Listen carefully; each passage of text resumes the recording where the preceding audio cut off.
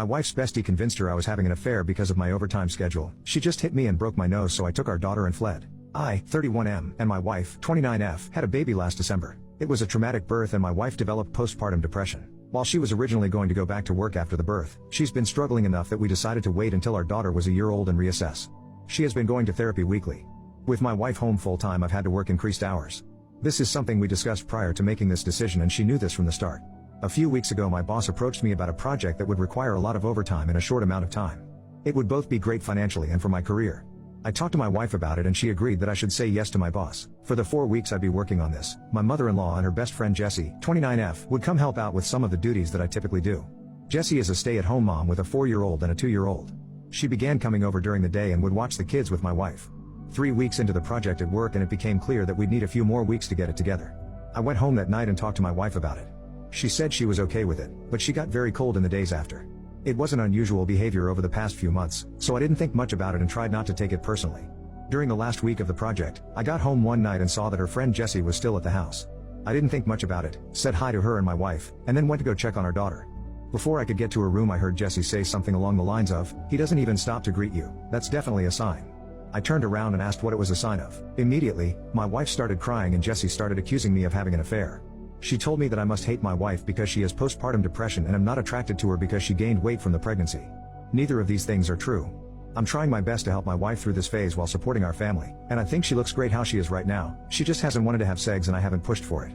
Jessie then demanded to see my phone, but I told her no. She told me that's a sign that I'm guilty. I told my wife that I would let her see my phone if she wanted to. She nodded and something inside me broke.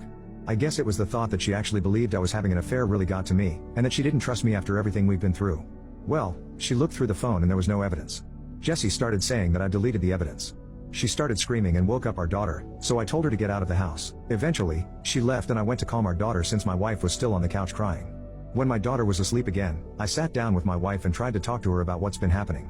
She told me that she's been worried ever since I started working all the overtime. I told her that we talked about how good of an opportunity it was and she agreed to letting me take on this project. She said it was very suspicious to increase the length of the project. I told her that sometimes that happens. She wanted more evidence, so I showed her messages and emails with timestamps from work and pay stubs showing the overtime. She said she believed me and was sorry for doubting me. It was just that Jessie had been telling her that these were all signs that I was cheating on her.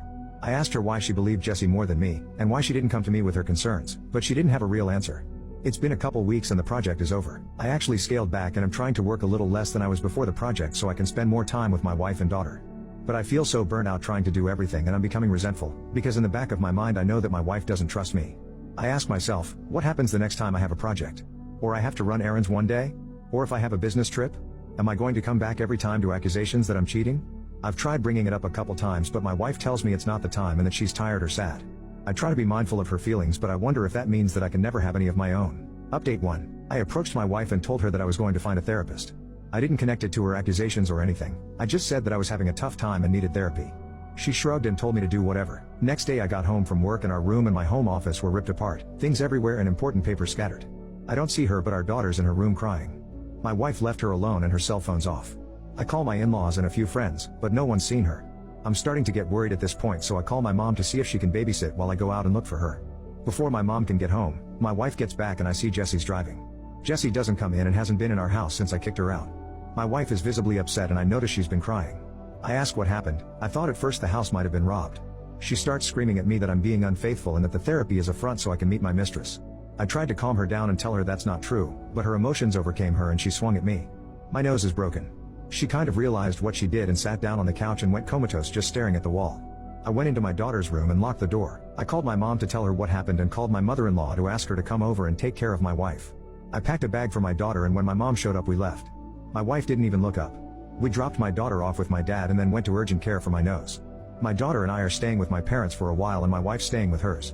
I am looking into getting a restraining order against her friend Jessie, and my wife and I are separating. I love her but I won't live with someone who hurts me and who could potentially hurt our daughter. I am not going forward with a divorce yet, with the hopes that my wife will get the treatment she needs and we can work things out. My in-laws told me that they're looking at inpatient treatment at a local hospital. But I also have everything well documented in case of an eventual custody battle. My heart's broken because I know this isn't my wife, this is a sickness in her mind, but I need to keep myself and our daughter safe and give her the space to recover. Update 2. My wife passed away early Monday morning. After I had left with my mom and my daughter, my wife was with her parents, who planned on taking her to the hospital for inpatient treatment on Monday. On Sunday night she came to my parents' house and demanded I give her our daughter. Because she had left her alone for several hours the last time she was responsible for her and had gotten physical with me, I refused. I offered to let her come in and spend time with her while my parents and I were present, but she didn't want to come in and wanted to take our daughter with her. She was upset but left eventually. A few hours later, she drove her parents' car into a tree and passed away. Her friend Jessie came to see my daughter and me yesterday. After some tears, she told me that she was planning to speak at my wife's funeral. She had already cleared it with my in-laws but was letting me know as a courtesy, but I told her she would not be speaking at the funeral. We fought and she left after telling me that I was an a-hole and not the only person who loved my wife. I talked to my in-laws who were adamant that Jessie be allowed to speak. She and my wife have known each other since they were kids and my in-laws are close to her. We're all very fragile right now and I fear that pushing this further would hurt my relationship with my in-laws, which I don't want. Still, the thought of seeing Jessie up there at my wife's funeral makes me feel sick.